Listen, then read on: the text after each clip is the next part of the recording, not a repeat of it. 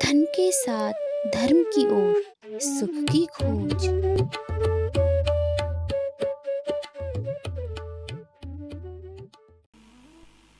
अहम कर्तांति महाकृष्णानि दन सताओ, ना हम कर्तांति विश्वास अमृत पीत्वा सुखी भव। तू सुखी हो जाएगा, तू आनंदमय हो जाएगा, तू मोक्ष वाला हो जाएगा। कब? जब कर्तापन का भाव तेरा खत्म हो जाएगा। अच्छा, कर्तापन का भाव क्यों आता है? ये इसलिए आता है कि हमने कुछ किया है, कुछ किया है तो उसकी हमें कुछ चाहिए, कुछ ना कुछ मजदूरी चाहिए। पर भक्ति एक ऐसी है जिसमें कर्तापन का भाव इसलिए नहीं होता कि उसमें कुछ किया ही नहीं, हमने किया ही नहीं। कर्तापन के भाव से दूर हो जाता है, सहज हो जाता है कि मैंने कुछ नहीं किया। हनुमान जी जब भगवान राम की शरण में आते हैं, सीता माँ की खबर लेके आते हैं, तो वो यही बात कहते हैं, प्रभु मोर नहीं, मेरा कुछ भी नहीं है इसमें, मेरा कोई प्रभाव नहीं, मेरी कोई प्रभुता नहीं, तो सब आपकी कृपा है। भक्ति में कर्तापन खत्म हो जाता है। बाकी बाद में सब करता ज्ञान तुम अर्जित करो, उनका बोध होगा तुम्हें, और ये लगेगा कि ये मैंने कुछ किया है। व्रत करे, उपवास करे, कुछ भी करे।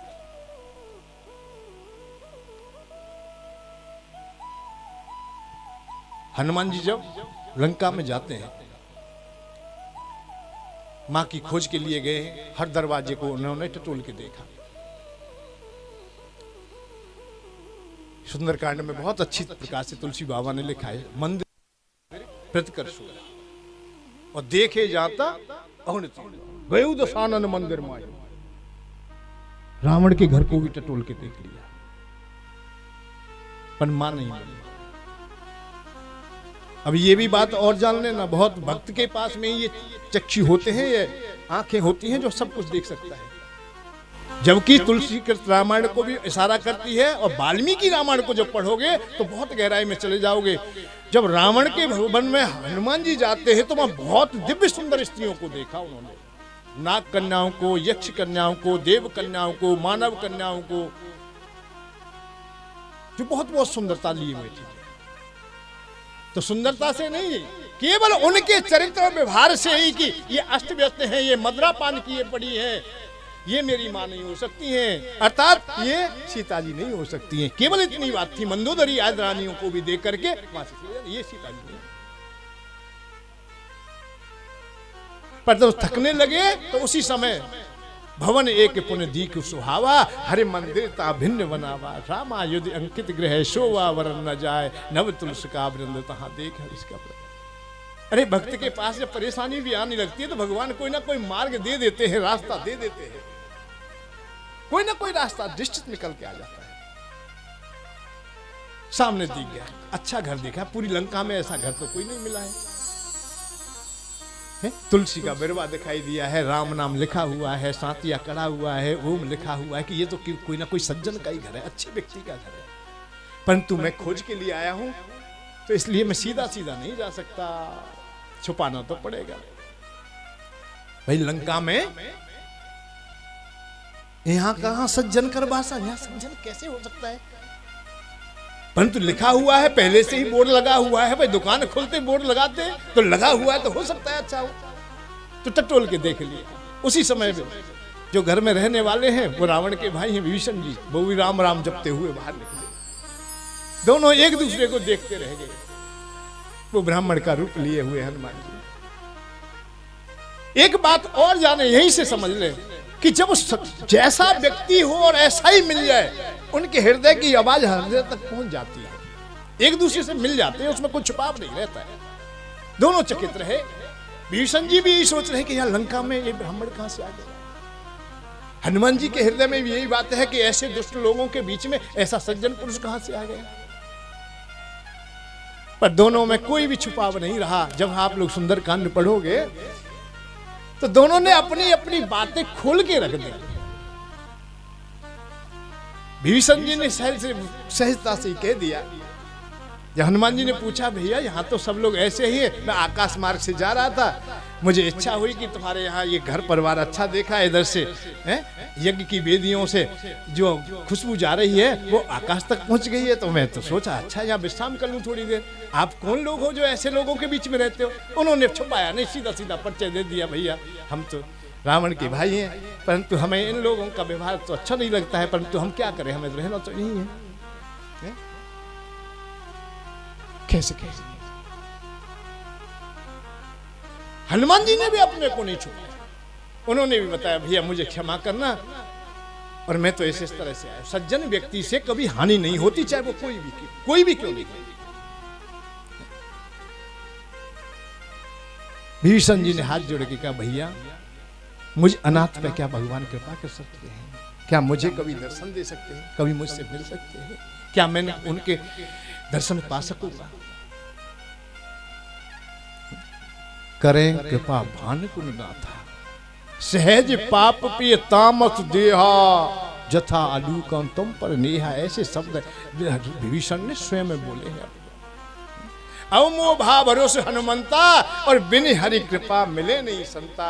जो रघुवीर अनुग्रह कीना, तो मोए दर्शन दीना। तुमने मुझे दर्शन दिए हैं, मुझे ऐसा तो लगता है कि मुझ पे भगवान राम की कृपा है जो आपके दर्शन। पर मुझ पे कभी इस अनाथ पे कभी ऐसी कृपा है सके कि मैं दर्शन कर लूंगा।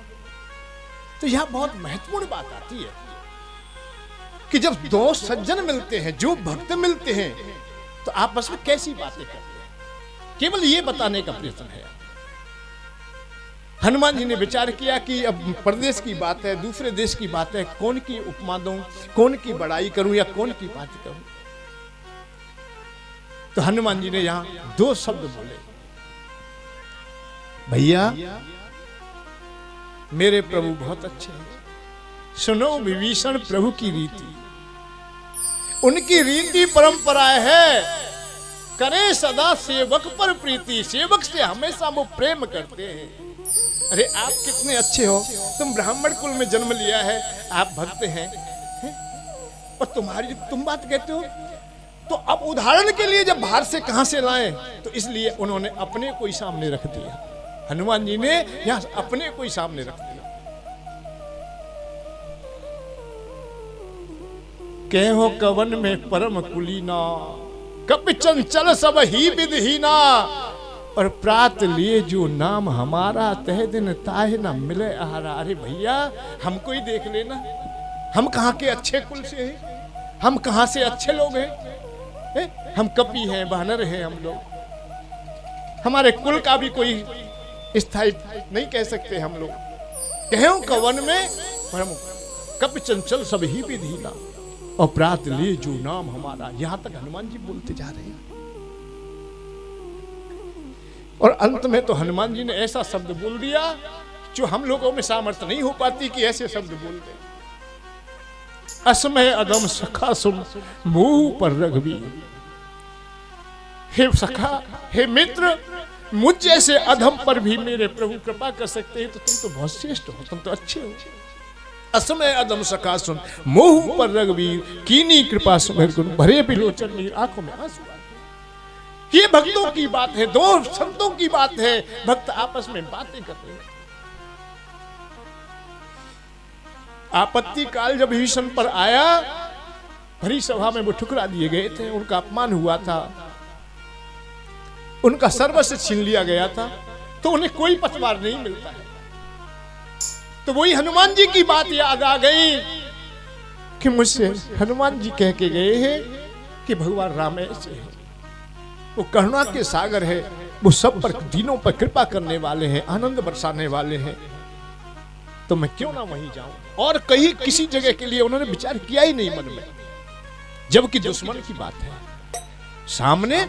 भाई इतना बड़ा द्वंद खड़ा है, उनकी पत्नी का हरण करके लाए हैं, सेना लेकर पहुंच भी गए हैं, सागर के किनारे पे हैं, और उस पर दुश्मन पर विश्वास कर लिया जाए। दुश्मन का भाई है जबकि कैसे कर लिया जाए? क्यों?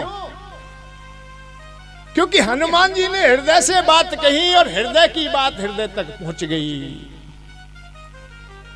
कथा को हमेशा यही जानना, सबसे पहले हनुमान जी ने विदेश में कथा की है। ये विदेश में कहां? लंका में। पर कही हृदय से कही, और हृदय की बात हृदय तक पहुंच गई, इसीलिए उन्होंने विश्वास कर लिया जो हनुमान जी ने कहा है, तुमरो मंत्र विभीषण माना, लंकेश्वर भय सब जग जाना। तुमरो मंत्र विभीषण, हनुमान जी की बात का विश्वास कर लिया। क्यों कर लिया? क्योंकि हृदय से निकली थी बात। जब तक आप लोग हृदय से कथा को नहीं सुनोगे और हृदय से यह शब्द नहीं निकले तो कथा का कोई विशेष औचित्य नहीं है, फिर तो ऊपर ऊपर चला जाता है।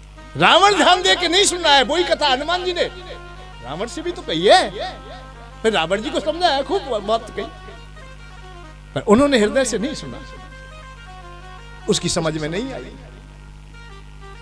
अपनी अपने बल को खानता है, जब भी आगे बात करे पीछे बात करे, मेरे समान को जितने सुरास तब समनाई, नर बानर खेलिए खे माई है, और तू हमें शिक्षा दे गया, बताएगा, नाना प्रकार की बातें सामने आती है, उसे नहीं सुनता। और बनावटी बातें ज्यादा दिन नहीं चलती है, ज्यादा समय के लिए चलती भी नहीं।